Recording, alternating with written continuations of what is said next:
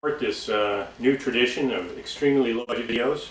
Instead of shooting this one with an iPhone that my wife had in her hand, this time I broke out our old digital camcorder. And yes, I said camcorder. This is being recorded on digital tape, which I will then digitize on the computer before I edit it and put it up for YouTube. The topic for today is gear. So there's 100 videos out there for people doing overlanding, car camping, whatever you want to call it. I'll give you my spin, and this is the spin of someone who collected inexpensive gear over the span of over 25 years, primarily through camping experiences with my sons through the Boy Scouts, and later with my wife and daughter as well, doing camping experiences. Some of the gear falls in the category of buy once, cry once. A lot of it falls in the category of don't pay much for this until you're sure you're going to use it more than once. So you'll see a spread of that. I've just got some random stuff on the table here, but what I'm going to do here in a moment is start organizing it as I place it in containers and carry it with me for my camping trips.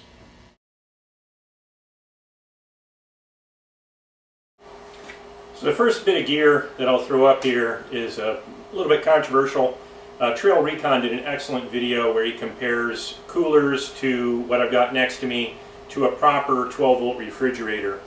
He'll show you temperatures, amp draws. The amp draw of a plug-in refrigerator is extremely low, so you can use an off-grid solar setup. You can do all kinds of cool stuff, and if you're out in the off the grid for a week or something, those things are fantastic.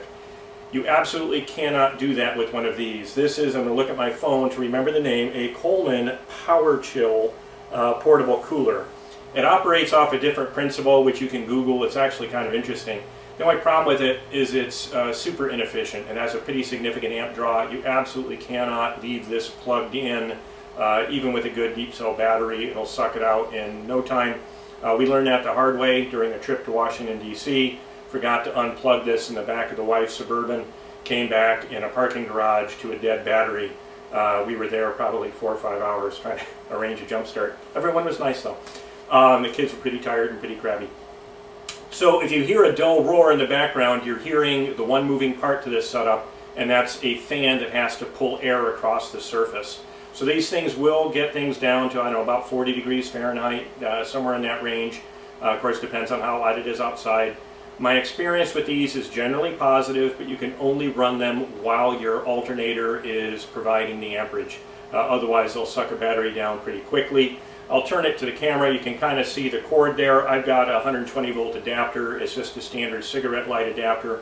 One thing that is kind of cool, you can reverse the polarity and use it as a warmer. I've never done it, but it could be done.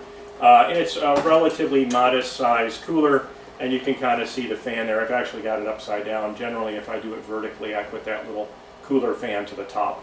But again, inexpensive. I don't know what the current price of these things are. It's less than 100 bucks. When we bought it, but I bought this over 20 years ago.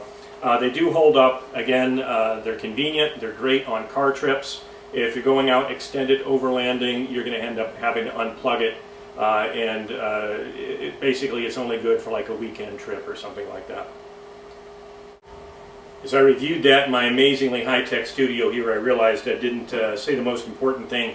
This ballpark has probably cost you double the price of a cheap standard cooler that's just insulated and requires ice or little blue freezer blocks.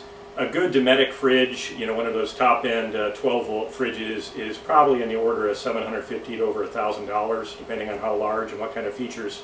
So that's where this thing does have a role. It's a little bit better than an ice-filled chest, not nearly as good as a 12-volt high-efficiency refrigerator, but it costs about 10% of what a 12-volt refrigerator would cost you, and that's why it's not completely senseless as an option. Should also explain, remember with these things, you can plug them in the garage. Again, probably better just to buy a cheap beer fridge. I did that in Minnesota and was reminded a subtle truth if you're camping way up north. When we lived in Minnesota, it was not unusual in an unheated garage for it to get to about 15 below or so. And I found this little removable door about 10 feet from the fridge and lots of shrapnel. And that's what happens to carbonated beverages when you leave them out in the cooler, and it gets down to about 15 below or so. So if you live up north, something to bear in mind. Okay, I'm excited now to show you by far the most glamorous piece of gear in our entire camping setup, and it's a very recent addition. Shout out to Overland Bound. You know, during the coronavirus shut-in, they did a lot of these like one-take little tidbit videos, and I think it was in that series that husband and wife team, and she kind of addresses the subject for ladies, which was perfect for me because I was trying to get my wife to go primitive camping with me. Primitive camping, one of the things is you don't have even a proper, you know, vault, toilet, latrine, whatever you want to call it. And she gave a number of options, doing a bit more research. This is not her number one, but it worked fine. Sorry, unintentional pun. This is not her top choice, but one that worked out well for us. It's basically a cheap plastic toilet seat that you can buy at Walmart. Pops on, pops off, no big deal. 5-gallon pail, I also happen to buy it at Walmart. Trash can liners, and if you look in there, that's a bag of kitty litter. So what I did on this last trip, I actually got my wife to join me on, is kitty litter in double plastic trash can liners in the 5-gallon pail, snap this on. Now depending on where you are, you probably want a little privacy, so if I get to it in this video, great. If not, maybe a later one. These very inexpensive, about $50 one-piece pop-up shelters. So we actually got a couple of those, one for a shower, one for the restroom, if you will, or the latrine. But this, I can't remember what my total investment here is. I think it's like with the kitty litter, which is like $3, probably 15, 20 bucks, somewhere in that range. Highly recommend it. Now, yes, you can bury human waste in a lot of places you're camping. People will argue whether you should bury toilet tissue along with it.